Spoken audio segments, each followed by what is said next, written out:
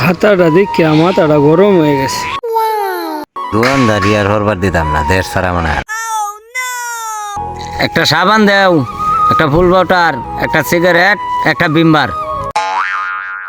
দিতাছি।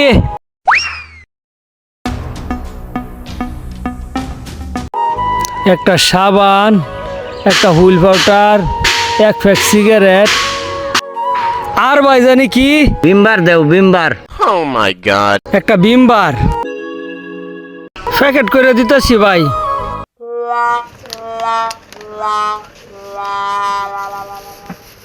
30,000 টাকা বাহি খাইছি, আজগাও তো বাহি নেম। বেশি কিছু করলে দোকানটা বন্ধ হইয়া দেম।